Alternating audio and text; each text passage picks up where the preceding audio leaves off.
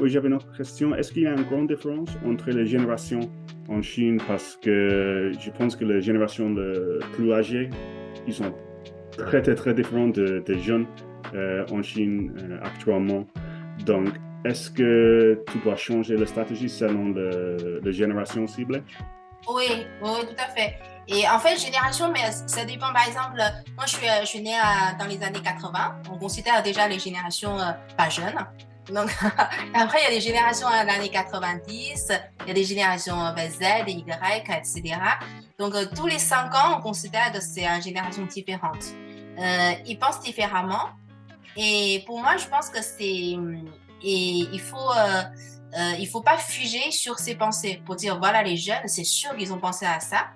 Un exemple, c'est que les plus jeunes générations maintenant qui va avoir 20 ans, etc., ils ont retourné à l'ancienne. Ils aiment bien le thé chinois, ils aiment bien de l'art ancien, ils aiment bien porter les habits traditionnels. Ça, c'est ce qu'on n'a pas pensé en fait. Mhm. Et donc, il faut vraiment les suivre. Ça, c'est les tendances. Et après, sur les plateformes pour l'habitude d'utiliser et utilisation, ça, c'est encore différent. Par exemple, il y a certains âges, on aime bien regarder que les vidéos, que Mhm. sur TikTok, etc. Et après, il y en a qui aiment bien les images. Il y a des personnes qui sont plus anciennes, ils aiment que des articles, en fait. Mhm. Donc, il faut plus de choses qui sont construites que les vidéos qui pourraient regarder genre 3 secondes. Il faut un article qui dure peut-être 10 minutes de lecture. Mhm. Et selon le contenu, selon les différents contenus, on le présente sur les différentes plateformes aussi. Euh, Mhm. Par exemple, TikTok, c'est difficile, on met un article. Et aussi, même si c'est le même client, même si c'est la même personne, quand il ouvre TikTok, il a changé. Il n'est plus la même que sur Instagram. Oui. C'est pour cela qu'on fait une analyse. Évidemment, on fait les statistiques, comment les gagner. Évidemment, on ne peut pas gagner tout le monde non plus. Donc, c'est quoi le plus important pour les clients? Non, intéressant, intéressant.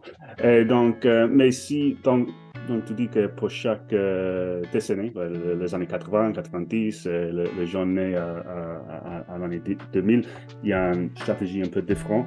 Et pour les gens qui sont nés avant les années 80, dans les années 60, 70, est-ce que c'est très différent pour eux? C'est différent, oui, parce que en fait, ça dépend qu'est-ce qu'on pousse à vendre. Il y a certaines personnes, par exemple pour les enfants, et on sait très bien qu'on vend un produit pour les enfants, mais notre client, c'est pas des enfants, en fait, c'est leurs parents. Donc, pour certaines personnes, c'est pareil, on va penser à ça. Est-ce que c'est lui-même qui va faire cet acte de faire confiance à cette marque que vous voulez acheter ou c'est leurs enfants ou c'est leurs proches ou c'est leurs amis, etc. Donc, dans les années encore avant ce que tu as dit, et on a encore dans ils ont agrandi dans l'environnement de communauté, donc de communistes, et on croit encore plus aux autres.